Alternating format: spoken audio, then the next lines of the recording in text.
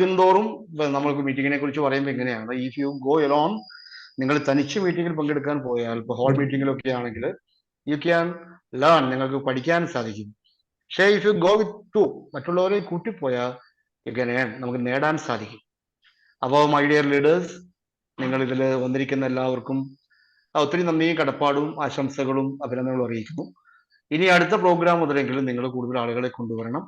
ഓരോ ദിവസത്തെയും സൂം മീറ്റിങ്ങിന് വേണ്ടിയിട്ട് ജോഷി സാറ് അതിന്റെ ഒരു ഇവന്റ് ഒരു മാനുവലൊക്കെ പ്രസിദ്ധീകരിച്ചിട്ടുണ്ട്, അവിടെ എഴുതി വിട്ടിട്ടുണ്ട്, ഗ്രൂപ്പിലൊക്കെ കോർട്ടിമിലൊക്കെ വിട്ടിട്ടുണ്ട്. അപ്പൊ നമ്മൾ വലിയ ലക്ഷ്യത്തോടു കൂടി മുന്നോട്ട് നീങ്ങുമ്പോൾ നമ്മുടെ മുൻപിലുള്ള തടസ്സങ്ങൾ ധാരാളം ഉണ്ടാവും. ആ തടസ്സങ്ങളൊക്കെ മറികടന്ന് മുന്നോട്ട് നീങ്ങാൻ നമുക്ക് കഴിയണം. അപ്പൊ നമ്മുടെ ഇപ്പൊ എനിക്കിവിടെ എൻ്റെ തടസ്സം, വീട്ടിലെ തടസ്സം എന്ന് പറയുന്നത് നമുക്കിവിടെ നെറ്റ് കിട്ടാൻ സാധ്യത കുറവാണ്. ഒരു വൈഫൈ കണക്ഷൻ വെച്ചു, കാരണം രാത്രി നെറ്റ് യൂസ് ചെയ്യേണ്ടതുണ്ട്, ഇതേപോലെ മീറ്റിംഗ്സ് മറ്റുള്ള മീറ്റിംഗ്സ് കേൾക്കാനായിട്ട്. അപ്പൊ അങ്ങനെ ചെറിയ ചെറിയ തടസ്സങ്ങളൊക്കെ മറികടന്ന് നമുക്ക് മുന്നോട്ട് നീങ്ങാൻ കഴിയണം. ഓക്കെ, അപ്പൊ എന്നെ ഏൽപ്പിച്ചിരിക്കുന്ന ദൗത്യത്തിലേക്ക് കിടക്കണം. അപ്പൊ ഞാൻ ഈ സൂം മീറ്റിംഗിൽ എല്ലാ തിങ്കളാഴ്ചയും ഞാൻ ആഗ്രഹിക്കുന്നത്, എല്ലാ തിങ്കളാഴ്ചയും എന്ന് പറയുമ്പോൾ അവിചാരിതമായ എന്തെങ്കിലും യാത്രകളിലോ മറ്റാണെങ്കിലും വേറെ ആളുകളെ ഏൽപ്പിക്കും, അല്ലെങ്കിൽ എല്ലാ തിങ്കളാഴ്ചയും കൃത്യം 8:30 മണിക്ക് ഞാനിതിലുണ്ടാവും. അപ്പോൾ ഇനി വീട്ടിലെല്ലാം പുറത്താണെങ്കിലും ആ മീറ്റിംഗ് അറ്റൻഡ് ചെയ്യും.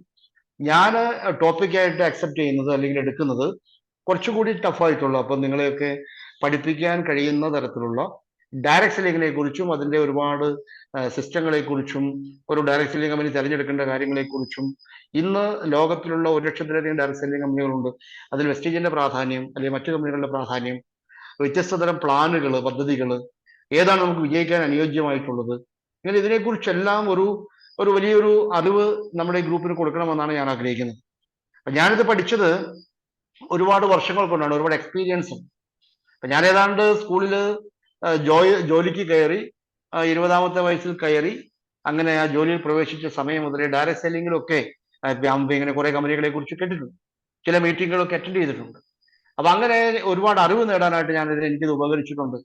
അതുകൊണ്ട് തന്നെയാണ് 40 വയസ്സായി നമ്മൾ 20 വർഷത്തെ സർക്കാർ ജോലി ഉപേക്ഷിക്കേണ്ടി വന്ന സിറ്റുവേഷൻ, ആ സാഹചര്യങ്ങളൊക്കെ നിങ്ങൾക്കറിയാം. ബാധ്യതകളും പ്രയാസങ്ങളും ഒക്കെ വന്നപ്പോൾ നമ്മൾ ആ ജോലിയൊക്കെ റിസൈൻ ചെയ്ത്, അതായത് നമ്മൾ ഇരിക്കുന്ന കപ്പലിൽ കത്തിക്കുക എന്നൊക്കെ പറയും. അപ്പൊ അങ്ങനെ വലിയ ത്യാഗം സഹിച്ചുകൊണ്ട് ഇതിലേക്ക് വരുന്ന സമയത്ത് ഒരുപാട് ബാധ്യതകളും പ്രയാസങ്ങളും പ്രശ്നങ്ങളും ഉള്ളപ്പോഴാണ് ഡയറക്ട് സെല്ലിംഗ് ഇൻഡസ്ട്രിയിലേക്ക് വരുന്നത്. അപ്പൊ അതിനൊക്കെ വരാനായിട്ട്, അപ്പൊ ജോലി റിസൈൻ ചെയ്തിട്ട് ഇതിലേക്ക് വരാൻ എന്തെങ്കിലും കാരണം വേണം അല്ലേ? ആ കാരണം എന്ന് പറയുന്നത് ഈ ഇൻഡസ്ട്രിയുടെ വലുപ്പം തന്നെയാണ്. അതായത് ഡയറക്ട് സെല്ലിംഗ് ഇൻഡസ്ട്രി, ഇപ്പൊ നിങ്ങൾ ഈ ഗ്രൂപ്പിലുള്ളവർ എത്രമാത്രം ഇതിനെക്കുറിച്ച് മനസ്സിലാക്കിയിട്ടുണ്ടോ എന്ന് എനിക്കറിയില്ല. അത് നമ്മളൊക്കെ മനസ്സിലാക്കുന്നതിനേക്കാൾ വളരെ വലുതാണ്. ഏതാണ്ട് ഒരു 100 വർഷത്തെ പഴക്കം ഈ ഇൻഡസ്ട്രിക്കുണ്ട്. 1940കളിലൊക്കെ നമ്മുടെ ഇൻഡസ്ട്രിയൽ റെവല്യൂഷൻ, വ്യാവസായിക വിപ്ലവം എന്ന് പറയും, നമ്മൾ പഠിച്ചിട്ടുണ്ട്. ഒരുപാട് വിപ്ലവങ്ങൾ ഉണ്ടായിട്ടുണ്ട്. വ്യാവസായിക വിപ്ലവം ഉണ്ട്, കാർഷിക മേഖലയിലെ വിപ്ലവം ഉണ്ടായിട്ടുണ്ട്, അങ്ങനെ ഒത്തിരി. അപ്പൊ വ്യാവസായിക വിപ്ലവത്തിന്റെ സമയത്താണ് ഈ ഡയറക്ട് സെല്ലിംഗ് ആരംഭിക്കുന്നത്, ഈ മൾട്ടി ലെവൽ മാർക്കറ്റിംഗ് ആരംഭിക്കുന്നത്. അതായത് ഈ വ്യാവസായിക വിപ്ലവ സമയത്ത് പണമുള്ള മുതലാളിമാരെന്ന് പറയും അല്ലേ, ആ പണമുള്ള മുതലാളിമാരെല്ലാം ഒരുപാട് ഉൽപ്പന്നങ്ങൾ ഉണ്ടാക്കാൻ ആരംഭിച്ചു. അങ്ങനെ ഉൽപ്പന്നങ്ങൾ ഉണ്ടായി കഴിഞ്ഞപ്പോൾ ഉൽപ്പന്നത്തിന്റെ വിപണനം ബുദ്ധിമുട്ടായിട്ട് വന്നു. അല്ലെങ്കിൽ ഈ ബാർട്ടർ സിസ്റ്റവും സമ്പ്രദായമൊക്കെ കഴിഞ്ഞു വരികയാണ്. അപ്പൊ അങ്ങനെ ഉൽപ്പന്നത്തിന്റെ വിപണന രീതി ബുദ്ധിമുട്ടായി മാറിയപ്പോൾ ഒരുപാട് ഉൽപ്പന്നങ്ങളുണ്ട്, അത് സ്റ്റോക്കായി ഗോഡൌണുകളിൽ അടിഞ്ഞുകൂടി, ഇത് ആളുകളിലേക്ക് എത്തിക്കാൻ കഴിയാത്ത ഒരു സാഹചര്യം വന്ന സമയത്താണ് ഈ സംവിധാനത്തെ കുറിച്ച് ആലോചിക്കുന്നത്. അന്ന് ഇതേ രീതിയിലല്ല, ഡയറക്ട് മാർക്കറ്റിംഗ് എന്ന് പറയും. അതായത് ഡയറക്റ്റ് ആയിട്ട് ഒരാളുടെ കയ്യിലേക്ക് ഒരു ഏജന്റിനെ വെച്ചിട്ട് കുറെ ഉൽപ്പന്നങ്ങൾ കൊടുത്തുകൊണ്ട്, ഇപ്പൊ നമ്മുടെ വീട്ടിലൊക്കെ വേഗം തൂക്കി ഒത്തിരി പിള്ളേർ വരുന്നുണ്ട്. ഡയറക്ട് മാർക്കറ്റിംഗ്, ഈ ഡയറക്ട് മാർക്കറ്റിംഗ് ഡയറക്ട് സെല്ലിംഗ് വ്യത്യാസം. അപ്പൊ അങ്ങനെ ഉൽപ്പന്നങ്ങൾ ഓരോ വീടുകളിൽ എത്തിച്ചു കൊടുക്കുന്ന സമ്പ്രദായത്തിലേക്ക് അന്ന് വരുന്നതാ. അപ്പൊ 100 വർഷം ഒക്കെ പഴക്കമുള്ള ഇതിന് ഇൻഡസ്ട്രിക്കുണ്ട്. അങ്ങനെ വന്നു. പക്ഷെ അവിടെ വന്നൊരു തടസ്സം എന്ന് പറയുന്നത്, ഡയറക്ട് മാർക്കറ്റിങ്ങിന് പോകുന്ന വ്യക്തിക്ക് പരിചയമുള്ള കുറെ ആളുകൾ ഉൽപ്പന്നം മേടിക്കുന്നു, അല്ലാത്തവരൊക്കെ അവഗണിക്കുന്നു. അതിനെ മറികടന്നുകൊണ്ട് എന്ത് ചെയ്തു, ഈ ഏജന്റുമാർക്ക് പ്രൊമോഷൻ കൊടുത്തുകൊണ്ട് അവരെ ഒരു സീനിയർ ഏജന്റ് ആക്കി മാറ്റി, അവരെ ഏജന്റുമാരെ നിയമിക്കേണ്ട ജോലിയിലേക്ക് കൊണ്ടുവന്നു. അങ്ങനെ കൂടുതൽ ഏജൻസ് വന്നു, അവർ വിൽക്കാൻ തുടങ്ങി. അപ്പൊ അവർക്കും പരിമിതി ഉണ്ടായി, അവർക്ക് വേണ്ടപ്പെട്ട ആളുകൾ വാങ്ങുന്നു, ദെൻ അല്ലാത്തവരൊക്കെ റിജക്ട് ചെയ്യും. അങ്ങനെയാണ് ഈ ഒരു മൾട്ടി ലെവൽ മാർക്കറ്റിംഗ്. ഒരാൾ ഏജന്റ് ആയിട്ട് വരുന്നു, അയാൾ പ്രൊമോഷനായിട്ട് അടുത്ത ലെവലിലേക്ക് പോകുന്നു, അയാൾ ഡെവലപ്മെന്റ് ഓഫീസർ ആവുന്നു, ഇൻസ്ട്രക്ടർ ആവുന്നു, അങ്ങനെ ഒരുപാട് റാങ്കുകളിലേക്ക് വന്നുകൊണ്ട് ഇതിനെ ഒരു മൾട്ടി ലെവൽ, അതായത് താഴെ ഒരാൾ ഒരു ഉൽപ്പന്നം മേടിക്കുമ്പോൾ ആ ഉൽപ്പന്നത്തിന് ഇടനിലക്കാർക്കും പരസ്യക്കാർക്കും കൊടുക്കേണ്ട സംഖ്യ ഈ വരുന്ന ഈ തലങ്ങളിൽ മേഖലകളിൽ പ്രവർത്തിക്കുന്ന ആളുകൾക്ക് വീതം വെച്ച് കൊടുക്കുന്ന സിസ്റ്റത്തെയാണ് ഈ മൾട്ടി ലെവൽ മാർക്കറ്റിംഗ് എന്ന് പറയുന്നത്. അപ്പൊ അവിടെ നമ്മൾ ഈ മൾട്ടി ലെവൽ മാർക്കറ്റിംഗ് എന്ന് പറയുന്ന പ്രസ്ഥാനത്തിന്റെ ശരിയും തെറ്റും തിരിച്ചറിയണമെങ്കിൽ, അപ്പൊ ഞാനീ പറഞ്ഞു വന്ന സമയത്ത്, അപ്പൊ 1940-കളിൽ ഈ മൾട്ടി ലെവൽ മാർക്കറ്റിംഗിലേക്ക് ആദ്യമായിട്ട് വരുന്ന കമ്പനി എന്ന് പറയുന്നത്, നമുക്ക് പ്രധാനമായിട്ട് ഒരുപാട് കമ്പനി വന്നിട്ടുണ്ട്. അതിൽ എടുത്തു പറയേണ്ട കമ്പനി എന്ന് പറയുന്നത് ആംവെയാണ്. അതിനു മുമ്പ് വന്നത് ഒരു കാലിഫോർണിയ വൈറ്റമിൻസ് എന്ന് പറയുന്ന ഒരു കമ്പനിയാണ് വന്നത്. അതിനുശേഷം ആംവേ ഈ രംഗത്തേക്ക് വരുന്ന 1956 വരുന്ന സമയത്താണ് ഈ ഇൻഡസ്ട്രിയിൽ വലിയൊരു വിപ്ലവം തന്നെ സൃഷ്ടിക്കുന്നത് ആംവേ. ഇപ്പൊ നമുക്കറിയാം അല്ലേ, ആംവേ എന്ന് പറഞ്ഞാൽ അമേരിക്കൻ വേ, ഒരു അമേരിക്കൻ കമ്പനിയാണ്. അങ്ങനെ ഈ ആംവേ ഇന്ന് ലോകത്തിലെ ഏറ്റവും വലിയ കമ്പനിയായിട്ട് വർക്ക് ചെയ്യുന്നു. 1956 ഈ ആംവേ ഈ direct selling multi level marketing ഇൻഡസ്ട്രിയിലേക്ക് വരുമ്പോഴാണ് ഇതൊരു തരംഗമായിട്ട് മാറി. അതിനുശേഷം ഇങ്ങോട്ട് വന്നു കഴിഞ്ഞാൽ നമുക്കറിയാം 1 ലക്ഷത്തിലധികം കമ്പനികൾ ഇന്ന് ലോകത്ത് ഈ മൾട്ടി ലെവൽ മാർക്കറ്റിംഗ് അല്ലെങ്കിൽ ഡയറക്ട് സെല്ലിംഗ്, ഇടനിലക്കാരെയും പരസ്യക്കാരെയും ഒഴിവാക്കിയിട്ട് ഉൽപ്പന്നം വിൽക്കുന്ന സിസ്റ്റത്തിലേക്ക് വന്നിട്ടുണ്ട്. അത് നമുക്കറിയാം. അപ്പൊ ലോകത്തിൽ അങ്ങനെയുള്ള കമ്പനികളുടെ ഒരു 100 കമ്പനികളുടെ ഒക്കെ തിരിച്ചിട്ട് ഏറ്റവും വലിയ കമ്പനികളാക്കി കൺവേർട്ട് ചെയ്തിട്ടുണ്ട്. അതിലേക്ക് നമുക്ക് വരാം. അപ്പൊ നമ്മുടെ ഈ വെസ്റ്റേജ് കമ്പനി എന്ന് പറയുന്നത് നമുക്കറിയാം, അതിലൊക്കെ ഒരു ഇന്ത്യയിലെ ഒന്നാം നമ്പർ 1 സ്ഥാനത്ത് നിൽക്കുന്ന കമ്പനിയാണ്. ഏതാണ്ട് 4 കോടിയിലധികം ഡിസ്ട്രിബ്യൂട്ടേഴ്സ് ഉള്ള കമ്പനിയാണ്. അതിലൊക്കെ നമുക്കറിയാം. പക്ഷെ അപ്പൊ ഞാൻ പറഞ്ഞു വരുന്നത്, ഒരു കമ്പനി നമ്മൾ സെലക്ട് ചെയ്യുമ്പോൾ നമുക്ക് പാളിപ്പോകരുത്. പറയാൻ കാരണം എന്റെ അനുഭവമാണ്. ഞാൻ ജോലി റിസൈൻ ചെയ്തു വരുന്ന സമയത്ത്, ജോലിയിലുള്ള സമയത്ത് നമ്മുടെ ദീപിക പത്രം, ആ കമ്പനി ഒരു നെറ്റ്വർക്കുമായിട്ട് വന്ന് കണ്ടു. അപ്പൊ ദീപിക പത്രത്തെ കുറിച്ച് അറിയുന്നത് കൊണ്ട് കുറെ ആളുകളൊക്കെ ജോയിൻ ചെയ്തു. പക്ഷെ അത് കുറച്ച് കഴിഞ്ഞപ്പോൾ ഡാമേജ് ആയി. അത് കഴിഞ്ഞ് ഞാൻ ജോലി റിസൈൻ ചെയ്ത് വന്നപ്പോ UXL, അപ്പൊ ഞാൻ അന്ന് എനിക്ക് ഒരു 25 ലക്ഷം രൂപയുടെ അന്നത്തെ കാലത്ത് കടമുണ്ട്. അത് ഇന്നത്തെ കട കണക്കൂട്ടുകയാണെങ്കിൽ നിങ്ങൾക്കറിയാം ഒരു 75 ലക്ഷത്തോളൊക്കെ വരും. അപ്പൊ ഒരു 40 വയസ്സുള്ള ഒരു വ്യക്തിയുടെ കയ്യിൽ ഇത്രയും കടബാധ്യതകളും കുടുംബവും ബാധ്യതകളും വന്നു കഴിയുമ്പോൾ സ്വാഭാവികമായിട്ട് നമുക്ക് ഒരു കമ്പനി സെലക്ട് ചെയ്യാനായിട്ട് കഴിഞ്ഞോളെന്ന് വരില്ല. അപ്പൊ അന്ന് ഞാൻ UXL എന്ന് പറയുന്ന ഒരു ബൈനറി എന്ന് പറയും, അതായത് ഒരു ജോഡി ആളുകൾ കൊണ്ടുവന്നു കഴിഞ്ഞാൽ നമുക്ക് വരുമാനം കിട്ടുന്ന ബൈനറി കമ്പനി എന്ന് പറയുന്നത്, ആ കമ്പനി എറണാകുളത്താണ്. അവിടെ അതിന്റെ MD വിക്ടർ ജോർജ് എന്ന് പറയും.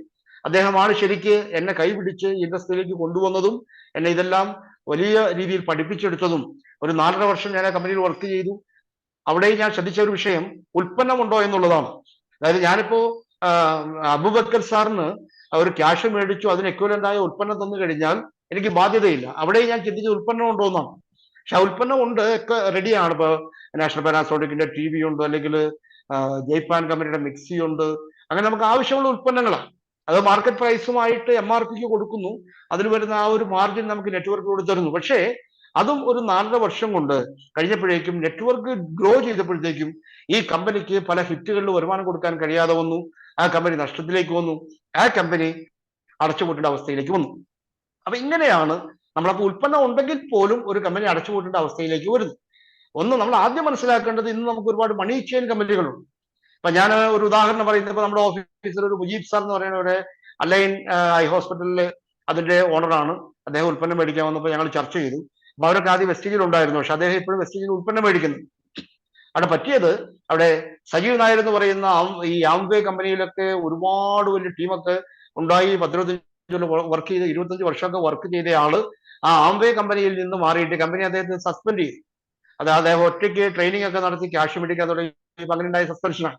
ആ സസ്പെൻഷന്റെ ശേഷം അദ്ദേഹം മൊണാവി എന്ന് പറയുന്ന ഒരു വിദേശ കമ്പനിയിൽ ജോയിൻ ചെയ്തു. അത് ബൈനറി കമ്പനിയാണ്. നിങ്ങൾ മനസ്സിലാക്കേണ്ടത്, ആംവേ എന്ന് പറയുന്ന കമ്പനി ബൈനറി അല്ല, ഒരു ജോഡിക്ക് കമ്മീഷൻ കൊടുക്കുന്നതല്ല. നമ്മൾ ചെയ്യുന്ന സിസ്റ്റം പോലെ സൺഫ്ലവർ പ്ലാൻ ആണ്. സൺഫ്ലവർ എന്ന് പറയും, അതായത് എത്രയോ ആളുകളെ നമുക്ക് ഡയറക്റ്റ് ആയിട്ട് കൊണ്ടുവരാം. ഒരു ജോഡിക്ക് വരുമാനം കൊടുക്കുന്ന കമ്പനിയല്ല. അപ്പൊ അങ്ങനെ അദ്ദേഹം ആംവേ വിട്ടിട്ട് ഈ ഒരു ബൈനറി കമ്പനിയായ മൊണാവിയിലേക്ക് പോവുകയും ഏതാണ്ട് കുറച്ചു കാലം കഴിഞ്ഞപ്പോൾ കമ്പനിയുടെ രജിസ്ട്രേഷൻ ഒക്കെ കറക്റ്റ് അല്ലാതിരുന്നതുകൊണ്ട് അദ്ദേഹം 11 ദിവസം ജയിലിൽ കിടക്കേണ്ട അവസ്ഥയുണ്ടായി. അതായത് അദ്ദേഹം ആംവേയിൽ നിന്ന് കോടികൾ ഏൺ ചെയ്യുകയും വലിയ വീടും സംവിധാനങ്ങളൊക്കെ ഉണ്ടാക്കിയെടുത്ത് അതിൽ സ്റ്റിക്ക് ഓൺ ചെയ്യേണ്ട വ്യക്തി അവിടുന്ന് അതിനെ മറികടന്ന് ഒരു ബൈനറി കമ്പനിയിലേക്ക് പോയപ്പോണ്ടായ ദുരന്തമാണ് ഞാൻ പറഞ്ഞത്. അപ്പൊ ബൈനറി കമ്പനികൾക്ക് നിലനിൽപ്പില്ല. ഒരുപാട് കമ്പനികൾ, അതിനെക്കുറിച്ച് ഒത്തിരി ഉദാഹരണങ്ങൾ കൊടുക്കാറുണ്ട്. ഇപ്പോഴും നമ്മുടെ നാട്ടിലെ ബൈനറി കമ്പനികളുണ്ട്. ഈ നിലനിന്ന് പോകുന്ന ബൈനറി കമ്പനി എന്ന് പറയുന്നത് ഒരു ഉൽപ്പന്നം, ഫോർ എക്സാമ്പിൾ, ഇപ്പൊ എന്റെ കയ്യിൽ ഒരു പേന ഇരിക്കണ്ടേ, ഈ പേനയ്ക്ക് 10 രൂപയാണെന്ന് വിചാരിക്കും. ഈ നമുക്ക് സൺഫ്ലവർ പ്ലാനിലാണെങ്കിൽ ഈ 10 രൂപയിൽ നിന്ന് കമ്പനിക്ക് വരുന്ന കോസ്റ്റ് എടുത്തിട്ട്, മാനുഫാക്ചറിങ് കോസ്റ്റ് എടുത്തിട്ട്, ബാക്കി ഇപ്പൊ 3 രൂപയോ 4 രൂപ എടുത്തിട്ട് ബാക്കി 6 രൂപ ഡിവൈഡ് ചെയ്യുന്നു. അപ്പൊ 6 രൂപ എന്ന് പറയുന്ന കണക്കുണ്ട്. അതിന് വില കൂട്ടേണ്ട ആവശ്യമില്ല. അത് പെർസെന്റേജ് ഡിവൈഡ് ചെയ്ത് കൊടുക്കുന്നു, പല ലെവലുകളിലേക്ക് കൊടുക്കുന്നു. അതായത് ഇപ്പൊ ഒരു 10 രൂപ ഡിവൈഡ് ചെയ്യാനുണ്ട്, 1 ഉറുപ്പിക വെച്ച് കൊടുക്കാൻ കഴിയുമെങ്കിൽ നമുക്കറിയാം 10 ലെവലിലേക്ക് നമുക്ക് കൊടുക്കാൻ സാധിക്കും, 10 ലെവലിലേക്ക് കൊടുക്കാൻ. പക്ഷേ ബൈനറി പ്ലാനിൽ ഒരു അസംഷനാണ് ഇത്ര കൊടുക്കാൻ കഴിയുമെന്ന്. ഈ പേനയ്ക്ക് തന്നെ ഈ 10 രൂപ വില വരുന്ന പേന ഒരു ബൈനറി കമ്പനിയിലൂടെ ഒരു ജോഡിക്ക് കമ്മീഷൻ കിട്ടുന്ന സിസ്റ്റത്തിലൂടെ, പേർ കമ്മീഷൻ കിട്ടുന്ന സിസ്റ്റത്തിലൂടെ വിൽക്കുകയാണെങ്കിൽ ആ കമ്പനി ഇതിന്റെ വില 40 രൂപയെങ്കിലും ആക്കി മാറ്റേണ്ടി വരും. അപ്പൊ അങ്ങനെ വില കൂട്ടുകയും ഉൽപ്പന്നത്തിന്റെ വില കൂട്ടുകയും ചെറിയ പേർ കമ്മീഷൻ കൊടുക്കുകയും ചെയ്യുന്ന കമ്പനികളാണ് ഇന്ന് ബൈനറിയിൽ പിടിച്ചു നിന്ന് പോകുന്നത്. അവിടെ നമ്മൾ മനസ്സിലാക്കേണ്ടത് കൃത്യമായിട്ട് വർക്ക് ചെയ്യുന്ന ആൾക്ക് വരുമാനം കുറവാണ്. മാത്രമല്ല ഉൽപ്പന്നം മേടിക്കുന്ന കസ്റ്റമർക്ക് 3 ഇരട്ടി വില കൂടുതൽ കൊടുക്കേണ്ടി വരികയാണ്. അയാൾക്ക് ബിസിനസ് ചെയ്യാൻ കഴിഞ്ഞില്ലെങ്കിൽ, അപ്പൊ ഞാൻ ഈ പേന 10 രൂപയ്ക്ക് വാങ്ങിച്ചു എനിക്ക് ബിസിനസ് ചെയ്യാൻ കഴിഞ്ഞില്ലെങ്കിലും എനിക്ക് നഷ്ടമില്ല.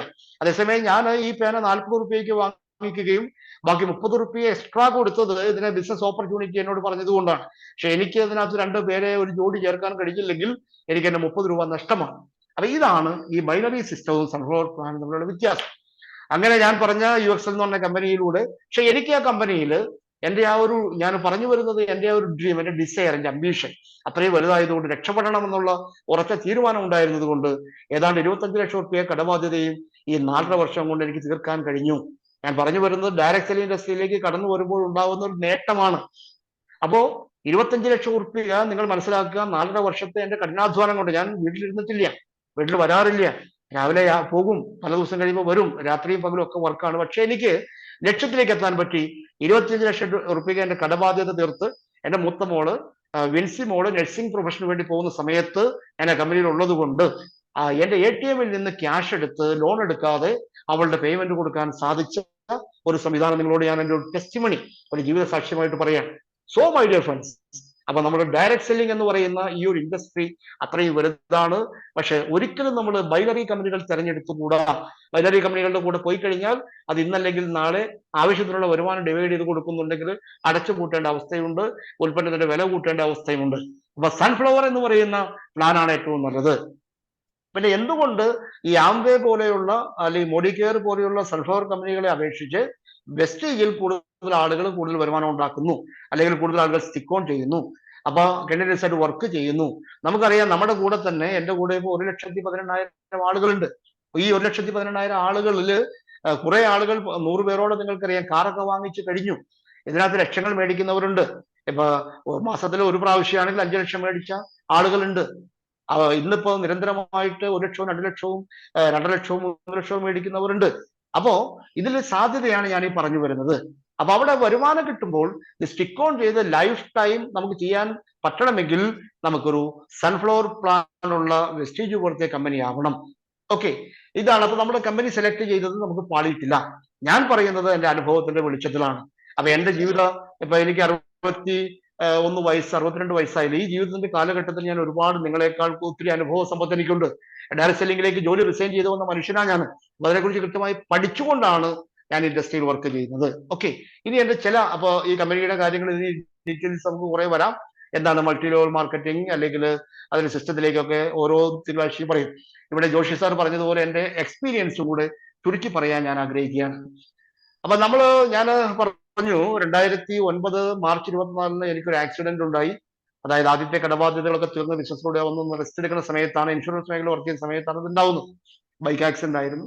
പിന്നീട് എനിക്ക് 2015 വരെ വീടും ചുറ്റുപാടും ഒക്കെ ആയിട്ട് റെസ്റ്റ് എടുക്കേണ്ട കാര്യങ്ങളിലേക്കൊക്കെ വന്നു. അപ്പൊ നിങ്ങൾക്ക് മനസ്സിലാക്കുക, ഒരു 5-6 കൊല്ലം എന്റെ ലൈഫ് അങ്ങനെ ആയിപ്പോയി. വീണ്ടും നമ്മൾ സെറ്റ് ബാക്സിലേക്ക്, വീണ്ടും താഴേക്ക് പോയി.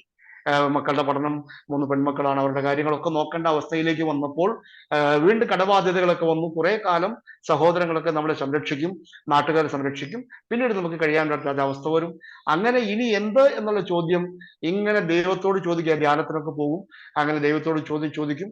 അങ്ങനെ ഉത്തരം എനിക്ക് കിട്ടണം, അല്ലേ? ദൈവത്തോട് ചോദിച്ചാൽ നമുക്ക്, വിശ്വാസത്തോട് ചോദിച്ചാൽ ഉത്തരം കിട്ടും. ആ ഉത്തരമാണ് ഈ വെസ്റ്റേജ് എന്ന് പറയുന്നത്.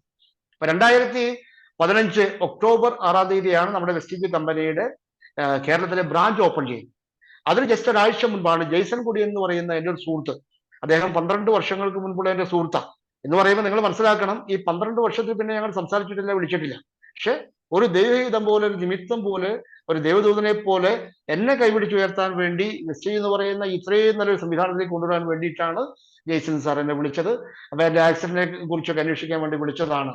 പക്ഷേ അദ്ദേഹം പറഞ്ഞു, എന്റെ അവസ്ഥകളൊക്കെ മനസ്സിലാക്കിയപ്പോൾ അദ്ദേഹം പറഞ്ഞു, ഇങ്ങനെ ഒരു കമ്പനി ഉണ്ട്, ഇവിടെ സ്റ്റാർട്ട് ചെയ്യാൻ പോകുന്നുണ്ട്, വർഷങ്ങൾ പഴക്കമുണ്ടെങ്കിലും കേരളത്തിൽ സ്റ്റാർട്ട് ചെയ്യാൻ പോകുന്നേ ഉള്ളൂ എന്നൊക്കെ പറഞ്ഞ് ഞാൻ എറണാകുളത്ത് പോയി അദ്ദേഹത്തെ കണ്ടു. അദ്ദേഹം ക്ലാസ് എടുത്തു, അദ്ദേഹം ഉൽപ്പന്നങ്ങൾ എനിക്ക് തന്നു, വീട്ടിൽ കൊണ്ടുവന്നു, ഉൽപ്പന്നങ്ങളൊക്കെ യൂസ് ചെയ്തു. സൂസി ആണെങ്കിലും മക്കളാണെങ്കിലും അവർക്കൊക്കെ ഉൽപ്പന്നങ്ങൾ ഇഷ്ടപ്പെട്ടു. ഞങ്ങൾ അതിനെക്കുറിച്ചൊക്കെ ചർച്ച ചെയ്തു. അങ്ങനെയാണ് ഞാൻ വെസ്റ്റീജിലേക്ക് വരുന്നത്. അപ്പൊ നിങ്ങൾ മനസ്സിലാക്കേണ്ടത്, വെസ്റ്റീജ് കമ്പനി കേരളത്തിൽ ബ്രാഞ്ച് ഓപ്പൺ ചെയ്ത് 2015 ഒക്ടോബർ മാസം 6-ാം തീയതിയാണ് ഞാൻ ഇതിലേക്ക് വരുന്നത്, രജിസ്റ്റർ ചെയ്യുന്നത്. അപ്പൊ ഏതാണ്ട് 8 വർഷങ്ങൾക്ക് മുൻപാണ്. പക്ഷെ അപ്പോ നിങ്ങൾ മനസ്സിലാക്കേണ്ടത്, ഒന്നെനിക്ക് സംസാരിക്കാനുള്ള പ്രയാസങ്ങളുണ്ട്, നടക്കാനുള്ള പ്രയാസങ്ങളുണ്ട്, കണ്ണിന്റെ ഡബിൾ വിഷൻ ഉണ്ട്. പക്ഷെ എന്നെ മുന്നോട്ട് നയിക്കുന്ന ഒരേ ഒരു ഘടകമെന്ന് പറയുന്നത് എന്റെ മെന്റൽ പവറാണ്, എന്റെ ഡ്രീമാണ്, എന്റെ ലക്ഷ്യമാണ്. എന്റെ മക്കൾക്ക് വേണ്ടി, എന്റെ കുടുംബത്തിന് വേണ്ടി, എന്റെ ജനറേഷന് വേണ്ടി എന്തെങ്കിലും ചെയ്യണം എന്നുള്ള ആഗ്രഹമാണ്. അപ്പൊ അങ്ങനെ ആ ആഗ്രഹത്തിന്റെ പുറത്താണ് ഞാൻ എറണാകുളത്തേക്ക് പോകുന്നത്.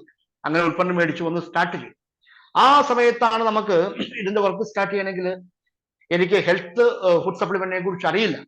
ഞാനപ്പോൾ എന്ത് ചെയ്തു, ഇത് ഒക്കെ സ്റ്റാർട്ട് ചെയ്ത് ഉൽപ്പന്നമൊക്കെ കൊണ്ടുവന്ന് വെച്ച് വർക്കൊക്കെ സ്റ്റാർട്ട് ചെയ്യുന്ന സമയത്ത് തന്നെ ഞാൻ എറണാകുളത്ത് പോയിട്ട് ഇഗ്നോ യൂണിവേഴ്സിറ്റി എന്ന് പറയും, അതായത് ഇന്ദിരാഗാന്ധി ഓപ്പൺ യൂണിവേഴ്സിറ്റിയാണ്. അപ്പൊ നമുക്ക് ഏത് പ്രായക്കാർക്കും ഏത് അവസ്ഥക്കാർക്കും പഠിക്കാനുള്ള അവസരം അവിടെയുണ്ട്. DNH എന്ന് പറയും, diploma in nutrition and health education. അതായത് പോഷകാഹാരങ്ങളെ കുറിച്ചും ആരോഗ്യത്തെക്കുറിച്ചും നമുക്ക് അറിവ് കിട്ടുന്ന ഒരു കോഴ്സിൽ ഞാൻ ജോയിൻ ചെയ്തു. നിങ്ങൾ മനസ്സിലാക്കുക, ആ അവസ്ഥയിൽ ഞാനത് ജോയിൻ ചെയ്തു. അങ്ങനെ ജോയിൻ ചെയ്തിട്ടാണ് ഞാൻ ഈ ഫുഡ് സപ്ലിമെന്റുകളെ കുറിച്ചൊക്കെ പഠിക്കുന്നത്.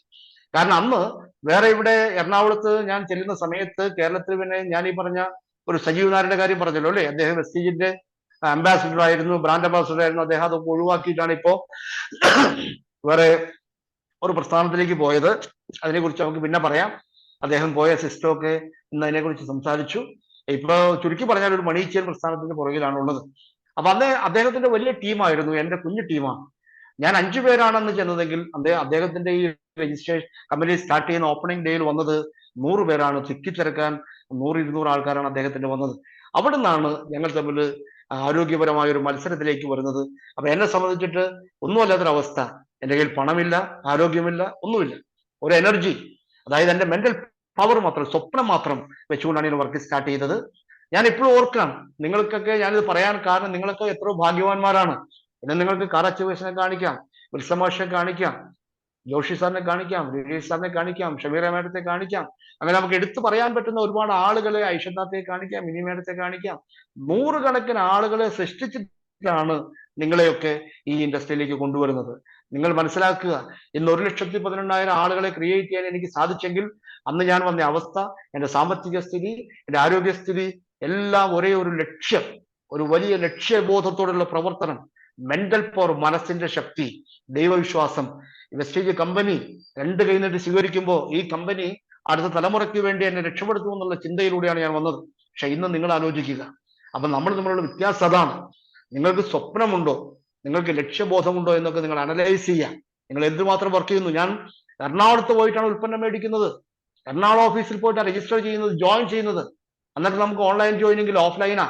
എന്നിട്ട് ഞാനൊക്കെ 11 മണിക്ക് അവിടെ എത്തിയിട്ട് ആ സ്റ്റെപ്പ് കയറി തിരക്കുകൊണ്ട് എന്റെയും എൻ്റെ കൂടെയുള്ള 5-6 പേരുടെയും കൂടെ അപ്ലിക്കേഷൻ സബ്മിറ്റ് ചെയ്യുന്നത് രാത്രി 10 മണിക്കാണ്. നിങ്ങൾ മനസ്സിലാക്കണം, രജിസ്റ്റർ ചെയ്യുന്നത്.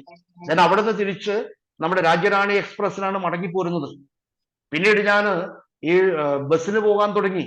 ബസ്സിനൊക്കെ വന്നാൽ എടക്കരയിൽ പാലാട് എന്ന് പറയുന്ന സ്ഥലത്തു നിന്ന് ഇറങ്ങിയിട്ട് എൻ്റെ പണമില്ല, ഓട്ടോ വിളിച്ചു പോകാൻ ക്യാഷില്ല. അവിടെ നിന്ന് ഞാൻ 4 കിലോമീറ്റർ ഈ ഉൽപ്പന്നത്തിന്റെ ബോക്സും ചുമന്ന് നടന്ന കഥകളുണ്ട്. അപ്പോ ഞാനും നിങ്ങൾ തമ്മിലുള്ള വ്യത്യാസം അതാണ്. ഇവിടെ നമുക്ക് വിജയിക്കുന്നവരുടെ എണ്ണം കുറയുകയും പരാജയപ്പെടുന്നവരുടെ എണ്ണം കൂടുകയും ചെയ്യും. ഈ പരാജയപ്പെടുന്നവരെ നോക്കി പഠിച്ചുകൊണ്ട് വിജയിക്കാൻ ആഗ്രഹിക്കുന്നവർ അവരുടെ പിന്നാലെ പോകും. ഇവിടെ വിജയിച്ചവരെ നോക്കിയാണ് നമ്മൾ പഠിക്കേണ്ടത്. 100 പേര് ഒരു സ്ഥലത്ത് വർക്ക് ചെയ്യുന്നുണ്ടെങ്കിൽ അതിൽ 90 പേരും പരാജയപ്പെട്ടാൽ 10 പേര് വിജയിച്ചെങ്കിൽ ആ വിജയ രഹസ്യങ്ങൾ അന്വേഷിച്ചാൽ പോകേണ്ടത്. അതുകൊണ്ടാണ് ഞാൻ എൻ്റെ ഈ സക്സസ് സ്റ്റോറി നിങ്ങളോട് പറയുന്നത്. നിങ്ങൾക്ക് പഠിക്കാൻ ആഗ്രഹമുണ്ടോ? ഞാൻ പറഞ്ഞു ഇഗ്നോ യൂണിവേഴ്സിറ്റിയുടെ കോഴ്സ്.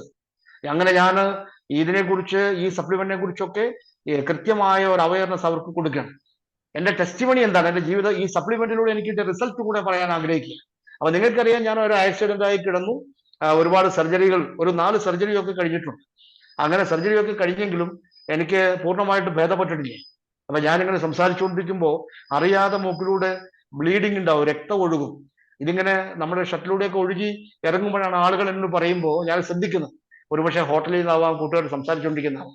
അങ്ങനെ ഹോസ്പിറ്റലിൽ, മൗലാന ഹോസ്പിറ്റലിൽ വീണ്ടും ചെല്ലുമ്പോഴാണ് പറഞ്ഞത്, നമ്മുടെ ഈ മുഖത്ത് തയ്യാറാക്കി ഫിറ്റ് ചെയ്തിരിക്കുന്ന ചില സ്ക്രൂ എല്ലാം ലൂസായിട്ടുണ്ട്. അപ്പൊ അതുകൊണ്ട് അതിലൂടെ വരുന്ന പഴുപ്പും മറ്റു കാര്യങ്ങളും ഒക്കെയാണ്, ബ്ലീഡിംഗ് ആണ് വരുന്നതെന്ന് പറഞ്ഞിട്ട് ഒരു സർജറി, അത് ആ സർജറിക്ക് വീണ്ടും 1,00,000 രൂപ വേണം. കാരണം നമുക്ക് ഒരുപാട് അനസ്തേഷ്യ ഒക്കെ കഴിഞ്ഞതുകൊണ്ട് അത്രയും ഒരു ട്രാജിക് ആണ്, റിസ്ക് ആണ് ഈ സർജറി. എങ്കിലും അത് വേണം. ഈ സമയത്താണ് ഞാൻ നമ്മുടെ നോനി ക്യാപ്സ്യൂളിനെയും സ്പൈറുലിന ക്യാപ്സ്യൂളിനെയും ഫ്ലാക്സ് ഓയിലിലേക്കും, അന്നിപ്പോ ഇന്നുള്ളതുപോലെ വെറൈറ്റി ഒന്നുമില്ല, ഈ സപ്ലിമെന്റുകളെ കുറിച്ചൊക്കെ ഞാൻ പഠിച്ചത്. അങ്ങനെ ഞാൻ അത് യൂസ് ചെയ്യാൻ തുടങ്ങി, ധൈര്യമായിട്ട് യൂസ് ചെയ്യാൻ തുടങ്ങി. എന്തായാലും സർജറി ഒഴിവാക്കിയിട്ടാണെങ്കിൽ നല്ലതല്ലേ. എനിക്ക് ഒരുപാട് റിസൾട്ട് കിട്ടി. എന്റെ നീർക്കെട്ടൊക്കെ മാറി, മുഖത്തൊക്കെ തൊടാൻ പറ്റില്ലായിരുന്നു, നീർക്കെട്ടുണ്ടായിരുന്നു, അതെല്ലാം മാറി, ആ ബ്ലീഡിങ് മാറി, ഞാൻ ഓക്കെ ആയി. എന്റെ എനർജി കൂടി. നമ്മുടെ സ്പൈറുലിന സപ്ലിമെന്റ്സ് ഒക്കെ 2 രാവിലെ കഴിക്കുമ്പോൾ എനർജി കൂടി, കൊളസ്ട്രോൾ കഴിച്ചപ്പോൾ എനർജി കൂടി. അങ്ങനെയാണ് ഞാൻ ശക്തമായിട്ട് ആരോഗ്യ മേഖലയെ സംരക്ഷിച്ചുകൊണ്ട് എന്റെ ടെസ്റ്റിമണി ഇതാണ് ഞാൻ ആളുകളോട് പറയാൻ തുടങ്ങിയത്. മീറ്റിംഗ്സൊക്കെ ഇത് പറയും, ആളുകൾ അക്സെപ്റ്റ് ചെയ്യും. അവിടുന്ന് ഇവിടെയൊക്കെ കന്നാസ് കണക്കിനൊക്കെ വെളിച്ചെണ്ണ ആട്ടി വെച്ച സമയത്താണ് ഞാനിത് ഈ തവിടെണ്ണയും കൊണ്ട് വരുന്നത്. പിന്നീട് നമ്മൾ വെളിച്ചെണ്ണ യൂസ് ചെയ്തിട്ടില്ല, തവിടെണ്ണ യൂസ് ചെയ്യുന്നത്. കാരണം വൈഫിന്, സൂസിക്കും, കുടുംബത്തിനും, പിള്ളേർക്കും എല്ലാം ഒരുപാട് ഇഷ്ടപ്പെട്ടു. ആ റൈസ് ബ്രാൻ ഓയിലാണ് നമ്മൾ യൂസ് ചെയ്യുന്നത്. അപ്പൊ അങ്ങനെയുള്ള ഒരുപാട് ടെസ്റ്റിമണിയാണ് നമ്മൾ ആദ്യമായിട്ട് ആളുകളോട് പറയുന്നത്. ഞാൻ ഇപ്പോഴും ഓർക്കുന്നുണ്ട്, നമുക്കൊരു നെറ്റ്വർക്ക് വേണം അല്ലേ. ഇപ്പൊ നമുക്ക് ഈ ഇൻഡസ്ട്രിയിൽ, ഇപ്പൊ ഞാൻ പറഞ്ഞു 1,00,000 മേലെ ആളുകളുണ്ടെന്ന് പറഞ്ഞു. ഈ 1,00,000 പരം ആളുകൾ സോപ്പും പേസ്റ്റും മേടിക്കുന്ന ടേൺ ഓവറാണ് 1 കോടിയിൽ പരം ടേൺ ഓവർ കൊടുക്കാൻ കഴിയുന്നത്. നിങ്ങൾക്ക് ഓരോരുത്തർക്കും ഒരു ടീമുണ്ട്. നെറ്റ്വർക്കിൽ നമ്മൾ ഒറ്റയ്ക്കല്ല, നമുക്ക് പാസീവ് ഇൻകം വേണം. നമുക്കൊരു 10, 100, 200 പേരടങ്ങുന്ന ഒരു ഓർഗനൈസേഷൻ വേണം. അങ്ങനെ നമ്മുടെ കമ്പനിയുടെ പ്ലാൻ നിങ്ങൾക്കറിയാം. ഒരു വ്യക്തി പർച്ചേസ് ചെയ്യുന്നു, ഉൽപ്പന്നം ഇഷ്ടപ്പെടുന്നു, ഷെയർ ചെയ്യുന്നു. ഒരുപാട് ആളുകളിലേക്ക് ഷെയർ ചെയ്യുമ്പോൾ അതിനകത്തൊരു 6 പേരെയെങ്കിലും, 6 കുടുംബങ്ങളെയെങ്കിലും എസ്റ്റേജിൽ ഉൽപ്പന്നം മേടിക്കാൻ നമുക്ക് തയ്യാറാക്കാൻ കഴിയണം. ഈ 6 കുടുംബങ്ങളും ആക്റ്റീവായവരാണെങ്കിൽ അവരും വീണ്ടും 6 പേരെ ക്രിയേറ്റ് ചെയ്യുന്ന നെറ്റ്വർക്കാണ് ഇവിടെ ഉള്ളത്. അപ്പൊ ഞാൻ ലിസ്റ്റ് തയ്യാറാക്കി, ഒരുപാട് ആൾക്കാരെ തയ്യാറാക്കി, കുറെ ആൾക്കാരെ വിളിച്ചു പറഞ്ഞു. ആരും അംഗീകരിക്കുന്നില്ല. കാരണം എന്റെ അന്നത്തെ അവസ്ഥയിൽ നിങ്ങളാണെങ്കിലും വരില്ല. കാരണം പണ്ടേ ദുർബല പിന്നെ ഗർഭിണി എന്ന് പറഞ്ഞമാതിരിയുള്ള അവസ്ഥയാണ്. പണവും ഇല്ല, പ്രതാപവും ഇല്ല, ജോലിയില്ല, നമുക്ക് ശാരീരികമായിട്ടുള്ള ആരോഗ്യ എനർജി ഇല്ല. അപ്പൊ ഇങ്ങനെ ഒത്തിരി കാര്യങ്ങളുണ്ട്. പക്ഷേ ഞാൻ, എൻ്റെ ഒരു സുഹൃത്ത് പൊന്നച്ചൻ എന്ന് പറയും, ഇന്ന് അദ്ദേഹം വെസ്റ്റിലില്ല, അദ്ദേഹം വേറെ സിസ്റ്റത്തിലൊക്കെ വർക്ക് ചെയ്യുന്നു, ഇവിടെ കരുതച്ചിയിലാണ്. ഞാൻ ഒരു ദിവസം പൊന്നച്ചനെ ഇടക്കരയിൽ നിന്ന് കണ്ടു. അപ്പൊ അദ്ദേഹം സ്കൂട്ടി ഉണ്ട്. അപ്പൊ എന്നെ കയറ്റിയിട്ട് അദ്ദേഹത്തിന്റെ വീട്ടിൽ പോയി എന്നോട് ചില കാര്യങ്ങളൊക്കെ സംസാരിച്ചു. ഞാൻ പറഞ്ഞു നമുക്കൊരു വഴി വരെ പോകാമെന്ന് പറഞ്ഞ് അദ്ദേഹത്തെ എന്റെ വീട്ടിൽ കൊണ്ടുപോയി വിടാൻ പറഞ്ഞിട്ട് ആ സ്കൂട്ടിയിൽ വന്നു. വരുന്ന വഴിയിൽ റോഡ് വക്കില് 2 കരികല്ല് കിടക്കുന്നുണ്ട്. എന്റെ കയ്യിൽ റൂം എടുക്കാൻ കാശില്ല. ഒരു കരികല്ലിന്റെ പുറത്ത് ഞാനിരുന്നു, അപ്പുറത്ത് പൊന്നച്ചനിരുന്നു. ഞാൻ വെസ്റ്റേജിനെ കുറിച്ച്, എറണാകുളത്ത് പോയ കാര്യങ്ങളും ഇതിൽ ജോയിൻ ചെയ്ത കാര്യങ്ങളും ഞാൻ ഉപയോഗിച്ച ഉൽപ്പന്നത്തെ കുറിച്ചും ഒക്കെ പറഞ്ഞു. അങ്ങനെ പറഞ്ഞപ്പോൾ അദ്ദേഹം എന്റെ കൂടെ ജോയിൻ ചെയ്യാൻ തയ്യാറായി. 2 കാര്യങ്ങളാണ്. ഒന്ന്, എന്റെ സുഹൃത്തായതുകൊണ്ട് എന്നെ സഹായിക്കണം എന്നുള്ള ആഗ്രഹം, ഒരു സിമ്പതി. 2, അദ്ദേഹത്തിന്റെ കുടുംബത്തിലേക്ക് വെൽനസ് ഉൽപ്പന്നങ്ങൾ ആഗ്രഹിക്കുന്ന വ്യക്തിയാണ്. അങ്ങനെ വന്നു. അങ്ങനെ അദ്ദേഹത്തിന്റെ കൂടെ ഒരു നെറ്റ്വർക്ക് ക്രിയേറ്റ് ചെയ്തു. ഞാൻ വണ്ടൂര്, ഞാൻ പറഞ്ഞാൽ ആളുകൾ വിശ്വസിക്കാത്തത് കൊണ്ട് വണ്ടൂർ ഒരു ഓഫീസ് ഓപ്പൺ ചെയ്തു. വണ്ടൂരാണ് ആദ്യം ഓഫീസ് ഓപ്പൺ ചെയ്യുന്നത്. അവിടെ കുറെ ആളുകൾ വന്നു. ദെൻ ഓഫീസ് എടക്കരയിലേക്ക് മാറ്റി, മുസ്ലിംങ്ങാടി എന്ന് പറയും, അവിടെ ഒരു ഓഫീസ് ഓപ്പൺ ചെയ്തു, ആളുകൾക്ക് വിശ്വാസം വരാൻ വേണ്ടി. എന്റെ കയ്യിൽ പണം ഉണ്ടായിരുന്നില്ല. നിങ്ങളോടൊക്കെ പറയുമ്പോൾ ഒരു 10,000 രൂപയുടെ ഹോം ഷോപ്പിൽ പർച്ചേസ് ചെയ്യാൻ പറഞ്ഞ അങ്ങും ഇങ്ങും നോക്കുകയാണ്. എന്റെ അച്ചും പുള്ളിയൊക്കെ നോക്കിയിട്ടാ ഇതെങ്ങനെ വിജയിക്കുമോ പരാജയപ്പെടുമോ. എനിക്ക് പേടിയുണ്ടായിരുന്നില്ല. ഞാൻ 2,00,000 രൂപ 6 രൂപ പലിശയ്ക്ക് എന്ന് പറഞ്ഞാൽ ഏകാദശി എന്നൊക്കെ പറയും, എന്റെ അനുജന്റെ കെയർ ഓഫിൽ കടം മേടിച്ചിട്ടാണ് ഞാൻ ഈ കച്ചവടം തുടങ്ങിയേക്കണത്. പക്ഷെ അങ്ങനെ കടം മേടിക്കുന്ന സമയത്ത് എന്നോട് അനുജൻ ചോദിച്ചു ഇത് വിജയിക്കുമെന്ന പ്രതീക്ഷ എന്താ. ഞാൻ പറഞ്ഞു വിജയിച്ചാൽ, ഞാൻ വർക്ക് ചെയ്യുന്നത് എനിക്കൊരു വർഷം എനിക്ക് 5,00,000 രൂപ വരുമാനത്തിന് വേണ്ടിയിട്ടാണ് ഞാൻ വർക്ക് ചെയ്യുന്നത്. ഒരു 5 വർഷം കഴിയുമ്പോൾ എന്റെ കഠിനാധ്വാനത്തിലൂടെ ഒരു വർഷം 5,00,000 രൂപ വരുമാനം കിട്ടാൻ, ഒരു മാസം 5,00,000 രൂപ വരുമാനം കിട്ടാൻ തുടങ്ങിയാൽ ഇന്ന് ഞാൻ മേടിക്കുന്ന ഈ കടം നീ ഒന്ന് ആലോചിച്ച് നോക്കൂ. അപ്പൊ അവൻ എന്നോട് സഹകരിച്ചു, അവൻ കടം മേടിച്ചത്. ഞാൻ 1,00,000 രൂപയ്ക്ക് ഉൽപ്പന്നം വാങ്ങിച്ച് ഇന്നലെ എടക്കരയിൽ ഒരു ഓഫീസ് ഓപ്പൺ ചെയ്തു, മുസ്ലിംങ്ങാടി. എല്ലാ വ്യാഴാഴ്ചയും ക്ലാസ് വെച്ചു. ഒരു 20 കസേര കൊണ്ടുവന്നിട്ടുണ്ട്. ആളെ കണ്ടിട്ടല്ല, ആളുകൾ വരും എന്നുള്ള പ്രതീക്ഷയാണ്. കാരണം ഗീതാഞ്ജലിയിൽ ഒരു വാക്യമുണ്ട്. ഗീതാഞ്ജലിയിലെ വാക്യം ഇതാണ്: ഞാൻ ഒരുപാട് ആളുകളെ കൂടെ നടക്കാൻ വിളിച്ചു, കൂടെ നടക്കാൻ വിളിച്ചവരാരും എൻ്റെ കൂടെ വന്നില്ല. എൻ്റെ കൂടെ ആരും വരാതെ കണ്ടപ്പോ പലതവണ വിളിച്ചു, ആരും വന്നില്ല. ഞാൻ തനിച്ചങ്ങ് നടന്നു. ഞാൻ തനിച്ചങ്ങ് നടന്നപ്പോ കുറെ ദൂരം പിന്നിട്ടപ്പോ ആളുകൾ വരാൻ തുടങ്ങി, ഒരു വലിയ കൂട്ടമായി മാറി. ഞാനും ആ കൂട്ടവും നടന്നു എന്ന് പറഞ്ഞതുപോലെ തനിച്ചാണെങ്കിലും ഞാൻ എൻ്റെ ആർജവത്വത്തോടു കൂടിയിട്ട് എല്ലാവരും കുളിക്കുന്നു, പല്ല് തേക്കുന്നു, എല്ലാവരും തുണി കഴുകുന്നു, പാത്രം കഴുകുന്നു, എല്ലാവരും ഹെയർ ഓയിൽ തേക്കുന്നു, പൗഡർ ഇടുന്നു. എന്തുകൊണ്ട് അവരുടെ സോപ്പ് വെസ്റ്റീജിൻ്റെതാക്കി മാറ്റിക്കൂടാ?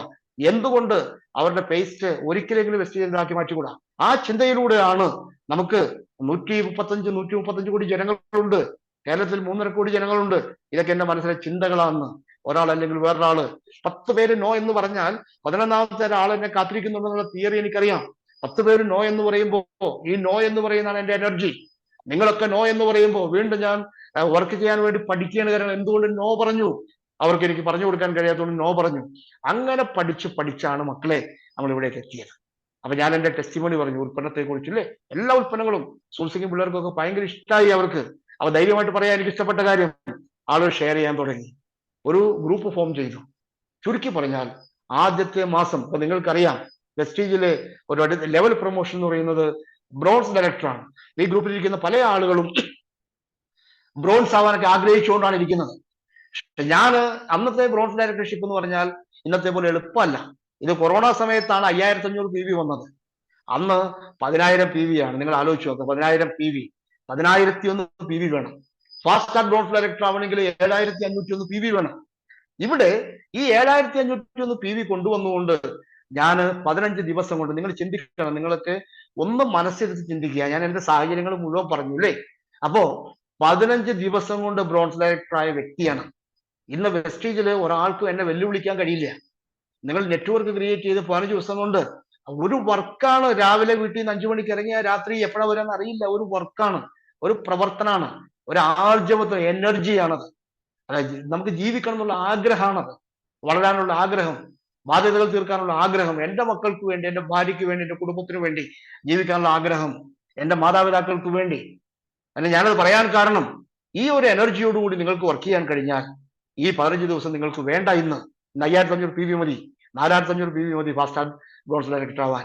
ആദ്യത്തെ മാസം തന്നെ ഞാൻ സിൽവർ ഡയറക്ടറായി.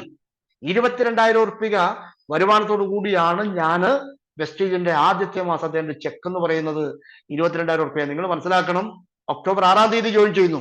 അപ്പൊ ചെക്ക് വരേണ്ടത് നവംബർ 10-ാം തീയതിയാണ്. ആ ദിവസങ്ങളിൽ എന്റെ വരുമാനമാണ് 22,000. സോ മൈ ഡിയർ ഫ്രണ്ട്സ്, ഈ ഒരു ഇൻഡസ്ട്രിയെ കുറിച്ച് പറഞ്ഞു പോയാൽ ഒരുപാടുണ്ട്.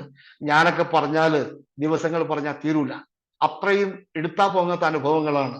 നോ പറഞ്ഞവര്, നമ്മളെ റിജക്ട് ചെയ്തവര്, നെഗ്ലക്ട് ചെയ്തവര്, ഇന്നും നമ്മളെ നെഗ്ലക്ട് ചെയ്യുന്നവര്. പക്ഷെ റെസ്പോൺസിബിലിറ്റി, ഉത്തരവാദിത്വം, നിന്റെ കുടുംബത്തെക്കുറിച്ച്, നിന്റെ മക്കളെക്കുറിച്ച്, നിന്റെ ഭാവിയെക്കുറിച്ചുള്ള ഉത്തരവാദിത്വം, നിന്റെ കടബാധ്യതയെക്കുറിച്ചുള്ള ഉത്തരവാദിത്വം, ആ ഒരു ഉത്തരവാദിത്വം നിങ്ങളുടെ ഇന്ധനമായി നിങ്ങൾ മാറണം. നിങ്ങളുടെ ഡ്രൈവിംഗ്, നിങ്ങൾ ഒരു വണ്ടി ഓടിക്കാൻ, ജീവിതം എന്ന് പറയുന്ന ഒരു വല്ലാത്തൊരു വണ്ടി ഓടിച്ചുകൊണ്ട് പോവാണ്. അതിന്റെ ഇന്ധനം നിങ്ങളുടെ ഉത്തരവാദിത്വ ബോധമാണെങ്കിൽ നിനക്ക് പർപ്പസ് ഉണ്ടാവും, നിനക്ക് ലക്ഷ്യബോധം ഉണ്ടാവും, നിനക്ക് പാഷൻ ഉണ്ടാവും, നിനക്ക് സ്നേഹം ഉണ്ടാവും, നിന്റെ ടീമിനോട്, നിന്റെ അപ്ലയൻസിനോട്, ഡൗൺ ലൈൻസിനോട് സ്നേഹം ഉണ്ടാവും. സോ മൈ ഡിയർ ഫ്രണ്ട്സ്, ഞാൻ വൈൻഡപ്പ് ചെയ്യാൻ പോവാണ്. കാരണം നമുക്ക് ഒരുപാട് ദിവസങ്ങളിലൂടെ ഈ കഥകളിലൂടെ കടന്നു പോകാം. ഇനി പഠനങ്ങളിലേക്ക് വരണം നമുക്ക്. അപ്പൊ ഇതാണ് എൻ്റെ എക്സ്പീരിയൻസ്. ശാന്തമാവുക. ഒരുപാട് പ്രതിബന്ധങ്ങൾ വരും, വീട്ടിൽ നിന്ന് പ്രതിബന്ധങ്ങൾ വരും, പേരൻസിന്റെ ഇതൊക്കെ ഞാൻ അനുഭവിച്ചതാണ്. പക്ഷേ അവിടെയൊക്കെ ശാന്തമാകുക. നമ്മുടെ ടീം ലീഡേഴ്സിൽ നിന്ന് റിജക്ഷൻസ് വരും, നമ്മളെ ഒറ്റപ്പെടുത്തും, അകറ്റി നിർത്തും. നമ്മൾ അങ്ങേറ്റം സ്നേഹിക്കുന്നവരായിരിക്കാം, ബഹുമാനിക്കുന്നവരായിരിക്കാം, അംഗീകരിക്കുന്നവരായിരിക്കാം, അകറ്റും. പക്ഷേ നമ്മുടെ അൾട്ടിമേറ്റ് വെപ്പൺ എന്ന് പറയുന്നത് മനസ്സിന്റെ ശാന്തതയാണ്. ആ മനസ്സിന്റെ ശാന്തത നിങ്ങളുടെ എല്ലാം, ഒന്നിനെയും എതിർക്കേണ്ട ആവശ്യമില്ല. എല്ലാ വെല്ലുവിളികളെയും ശാന്തതയോടെ നിങ്ങൾ അഭിമുഖീകരിക്കുക. Always stay calm and relax. എപ്പോഴും ശാന്താവുക. ജോഷി സാർ വന്നാലും ആര് വന്ന എന്തെല്ലാം പ്രശ്നങ്ങൾ പറഞ്ഞാലും ഞാൻ എപ്പോഴും വളരെ കൂളാണ്, എപ്പോഴും ചിരിക്കുകയാണ്. കാരണം റിലാക്സ് ചെയ്യുക. അങ്ങനെ നിങ്ങളും ഈ റിജക്ഷൻസൊക്കെ മറികടന്ന് നമുക്കൊരു വലിയ ഒരു ഓർഗനൈസേഷൻ ആക്കി ഈ വാരിയേഴ്സ് കേരള ആക്കി മാറ്റണം. നിങ്ങളുടെ സഹകരണം പ്രതീക്ഷിക്കുന്നു. എല്ലാവർക്കും നന്ദിയും കടപ്പാടും ഉണ്ട്. Wish you all the best. Thank you.